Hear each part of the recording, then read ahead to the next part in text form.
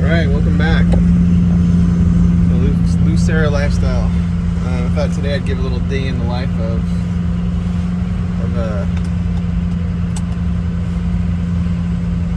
me, I guess.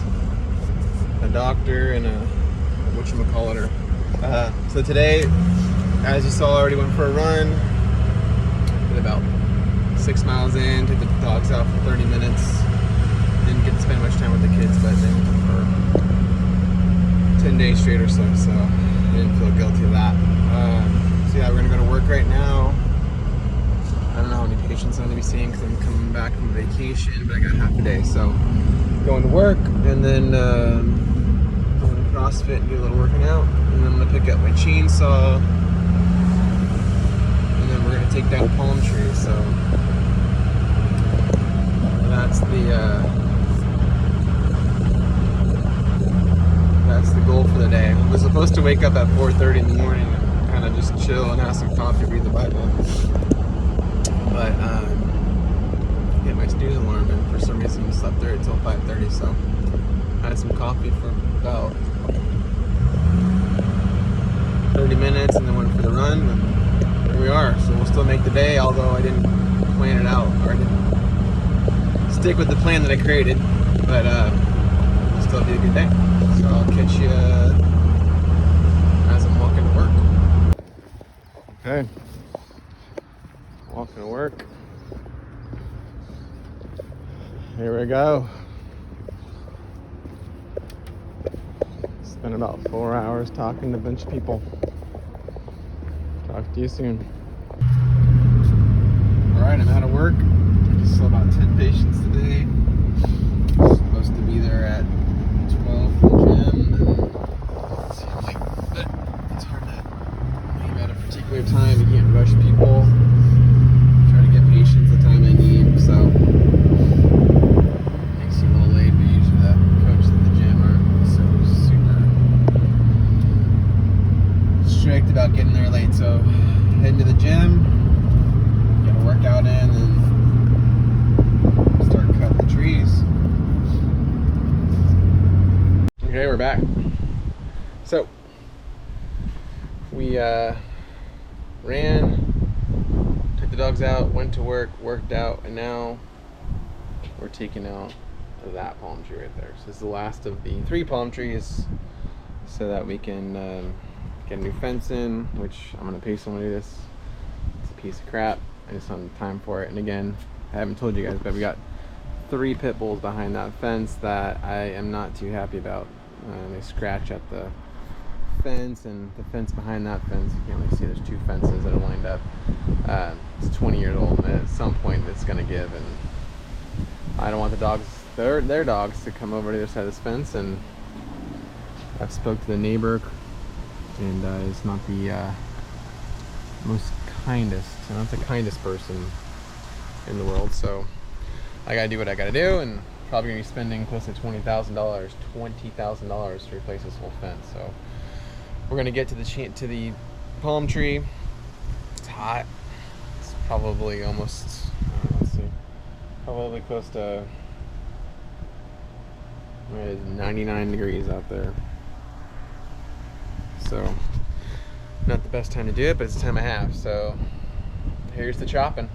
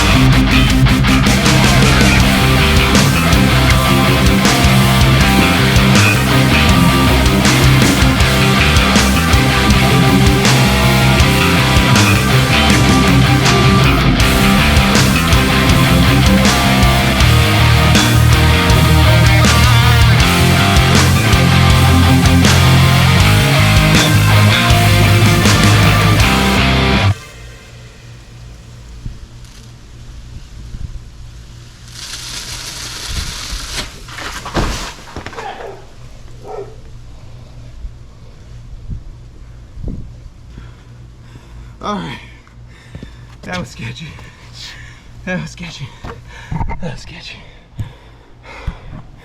Oh. It's down though. That was a big tree. It's my fourth one to cut down now.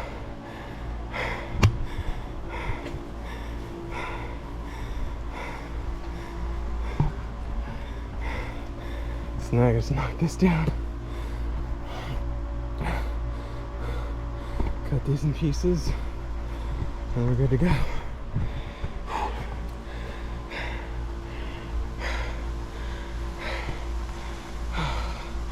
Anyway, I'll probably film some of this. I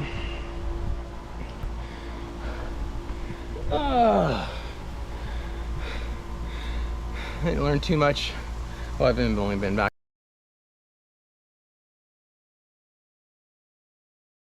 to work since today. Kind of a common thing what's coming to mind since I've been working for 7 years, just with people. I mean, you see, I don't know, you don't see 100 people a week, but you might see 80 a week. You know, sorry, 80 a week. Yeah, 80 a week.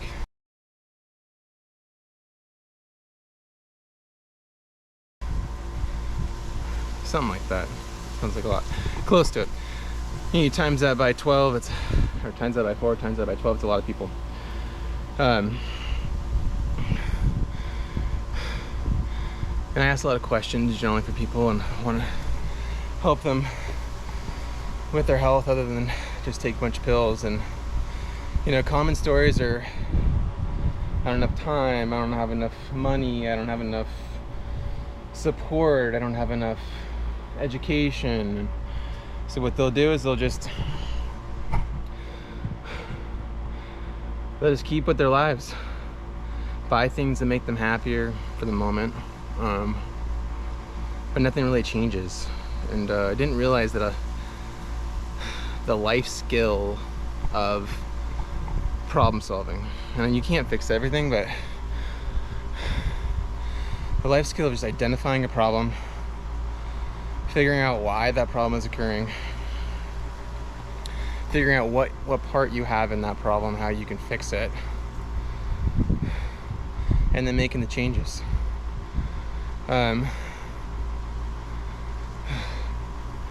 Not many people have that, so it's actually very surprising. I thought that was kind of a normal life skill. I think maybe they do, they'll switch over, they'll change over the future, and I don't see it, but ultimately,